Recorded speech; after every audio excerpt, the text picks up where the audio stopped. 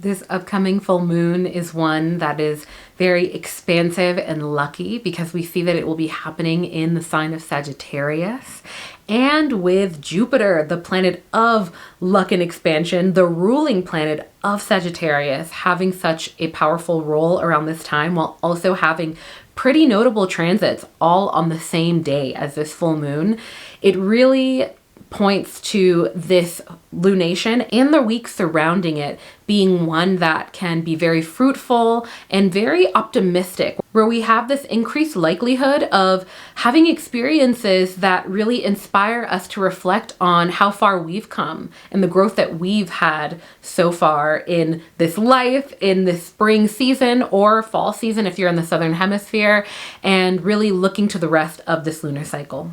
Hello friends, it's your girl Alina, and in this video we'll be diving into the top things to know about this upcoming Sagittarius full moon. Now, the number one way to support my work, as always, is to hit the like button, and if you'd like an outline of this video, including the full moon journal prompts that I am bringing back that will be in this video as well, then be sure to click the link in the video description to sign up for my astrology newsletter. And this video will not be an all signs reading, but I will explain more at the end of this video.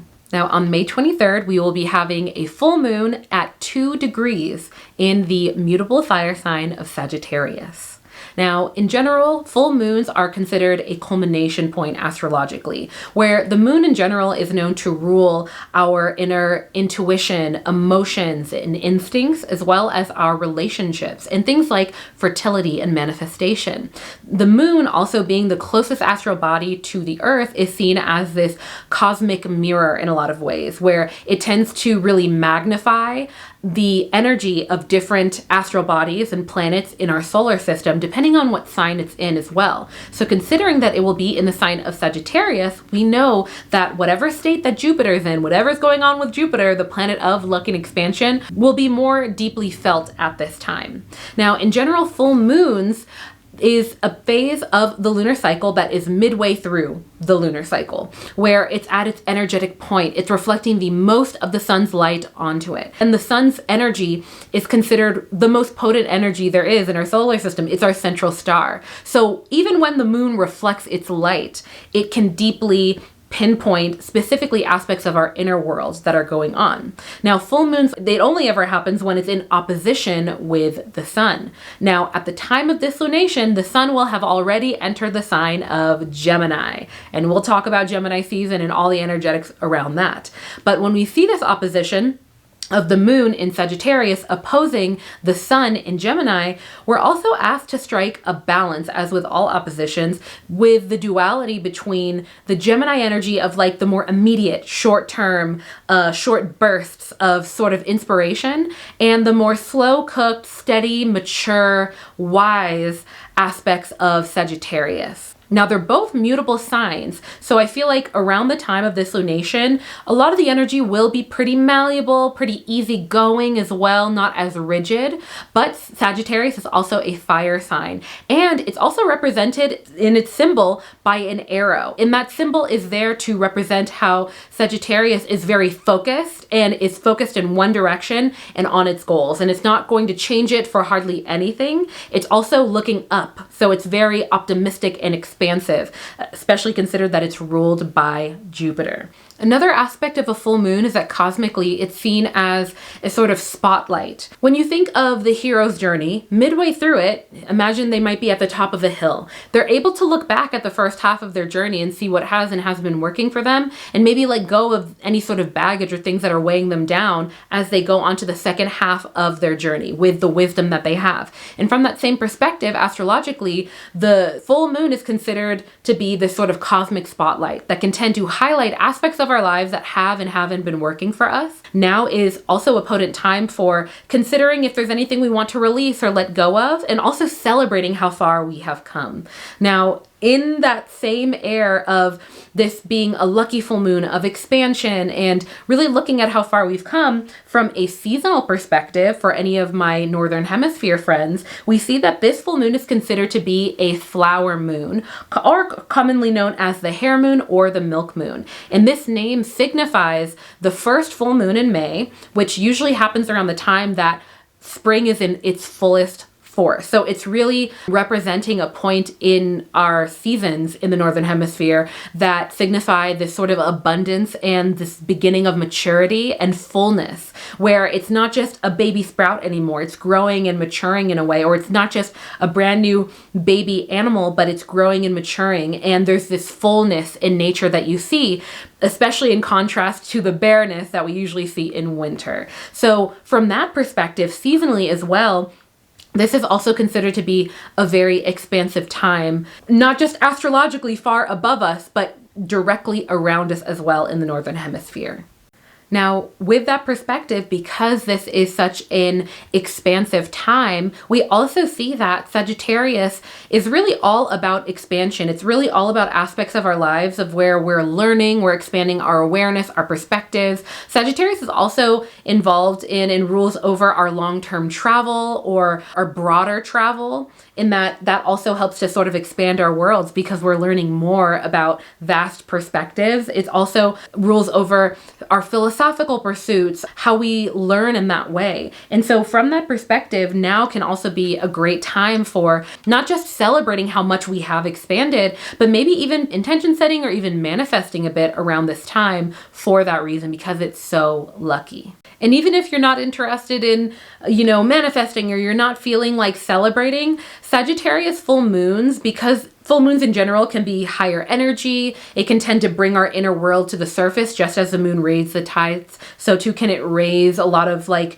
our inner world's energy to the surface for us to express and articulate. With that perspective, this can also be a time where it feels easier to kind of like shake off stagnant energy, kind of get out, shake things up a bit, try something new, try something different, and just basically kind of shake off any sort of stagnation that we might have been feeling. And for that same reason, that also speaks to how potent this lunation can be for letting go of anything that feels like it's like a straitjacket and preventing us from, kind of putting ourselves out there, shaking things up, moving around. Like as I'm talking, I'm like moving my body, but if you think about it, we do hold a lot of our emotions and a lot of energy in our body. And, comment below affirming this. I know many of y'all have had this experience of doing some yoga, doing some movement, and you feel like some energy has been lifted from you because of that. Because even physiologically, there is that aspect to it. So this lunation can be a great time. If there's anything that's been weighing you down emotionally, that's been really stuck in your head, that you might have been ruminating about, these are the type of things that can be very helpful to set some intentions around for releasing, and also focus on for looking to the future and how you can expand and grow in ways that where you're kind of stepping away from that, so to speak. All right, now in terms of transits happening around the time of this lunation that will play a role within the energy that's being imbued right now, one of them, the top one in my opinion, is the sun entering the sign of Gemini on May 20th, just a few days before this full moon. So we got to take a moment to shout out all of my fellow Gemini sun, moon, and rising friends. I am one that is included. My birthday is on May 22nd. So yeah, I'm really excited about this lunation and also for my birthday season. So yeah, but for all of us, when the sun enters the sign of Gemini, it tends to imbue over the course of Gemini season. So over the course of the next month, this energy of adaptability, communication, creativity, critical thinking, all of these things come a lot easier to us around this time. And I think that around this transitionary period on the northern and southern hemisphere, where it's the spring and the fall, we're in this transitionary period seasonally on Earth where it's not any extreme of temperatures, extreme colds or extreme heat usually, depending on where you are in the world. And because of that, it can make it a lot easier for us to be out and about, socializing, connecting with people, asking questions, offering information, and having that energy exchange. And we know that Gemini is ruled by Mercury. So this is really, again, a time where communication, short-term travel, things that of the air come a lot easier to us and are being very elevated by the sun's energy and the energy that it's imbuing on us at this time. So again, happy birthday to my Gemini sun, moon, and rising, for Gemini suns, but really celebrating my sun, moon, and rising friends. This is your season. and happy solar return in that respect. But again, like I mentioned before, with all full moons, they only ever occur when the moon is in opposition with the sun. So they are in opposite sides of the zodiac wheel. So the moon is in Sagittarius, and on the opposite side of the zodiac wheel will be the sun in Gemini, really setting the stage for this lunation. Now, going back to the day of this full moon, the 23rd or 22nd, depending on your time zone, we see a lot of Jupiter transits. We have a major ingress happening on this day. So on the 23rd or 22nd, on the same day as this lunation, we see that Jupiter will be entering the sign of Gemini.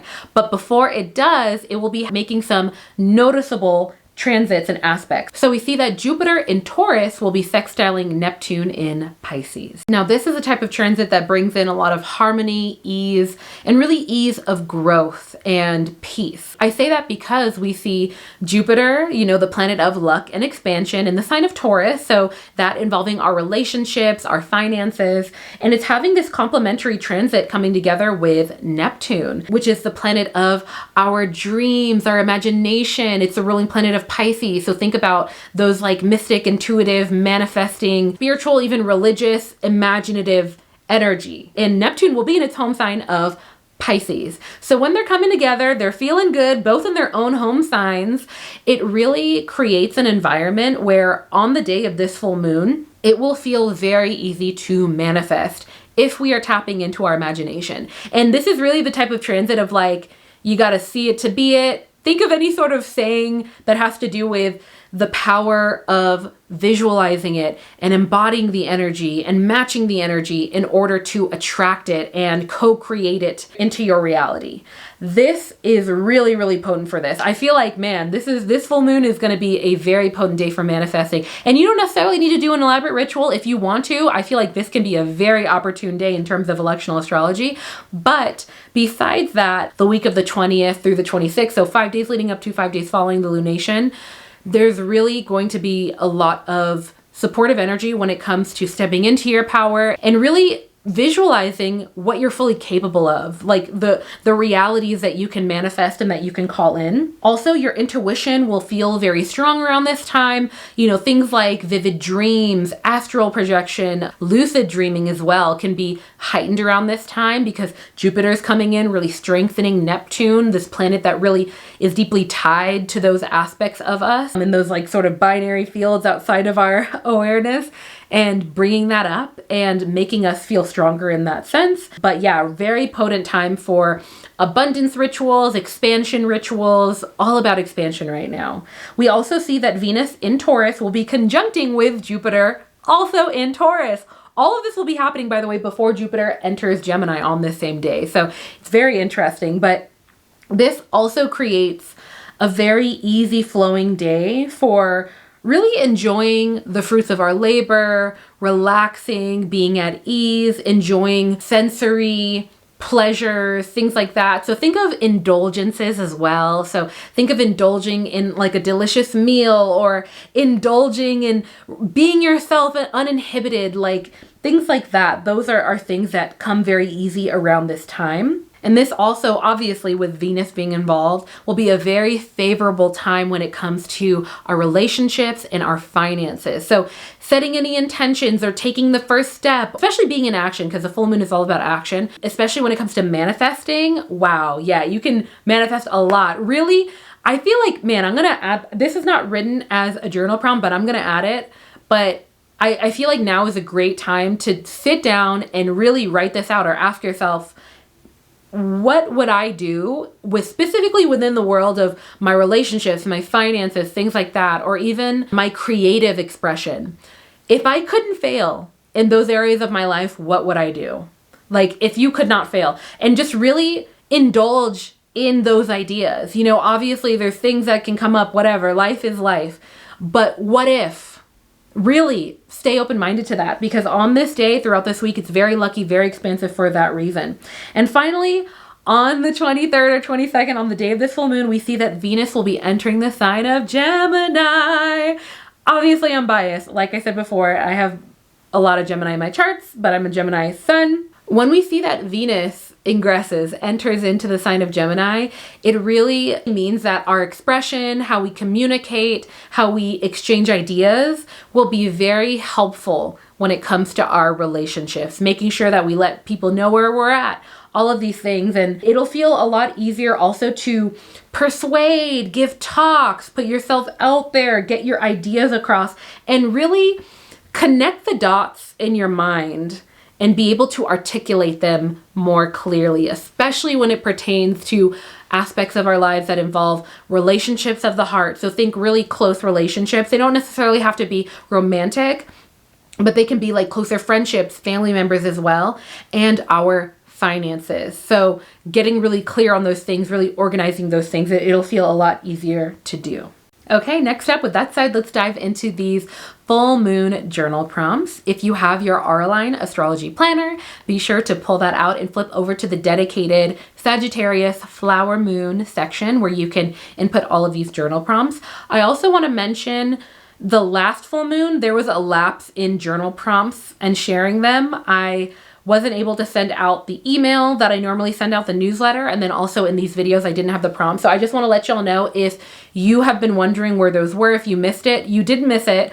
I wasn't able to put them out, just so you know. Let's dive into these journal prompts. I will not only read them here, but you will also find them in the video description. And if you sign up for my newsletter, you will get them emailed directly to your inbox along with this video outline. So the first question is, if you couldn't fail, specifically within the areas of your life involving your finances and your love life, what would you do? Like, I love this question. I love questions of expansion like these. Sorry, I'm going off on a tangent, but I also just want to say, like, this question also makes me think of the question of like, oh, what would you do if you won the lottery? Like, just exploring and indulging in all of these ideas. I think it's very fun and can be very informative. Next, in what area have you grown the most through this season?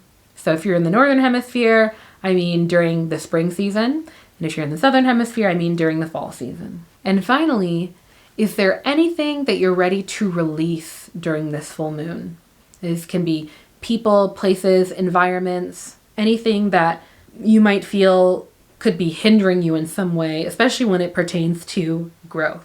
All right, I'm gonna go ahead and wrap up this video, but I want to just say thank you so much for watching to the end. And I just want to let you know I didn't do an all signs reading because your girl is steeped in so much work. I am working so hard on the 2025 planners, and I have some surprises up my sleeve. Mark my words, y'all about to be surprised. And I am so excited for the drop of the 2025 line coming this fall, but I have just like a lot of work ahead of me. You know, we have the retreat coming up, so I have a lot going on, and so that's why I wasn't able to do a full all signs horoscope. But I hope that you enjoyed this video, and I'm sending you my love. But with that said, I will leave you with my favorite quote, and that is, be gentle with yourself, because life is about the journey, not the destination. All right.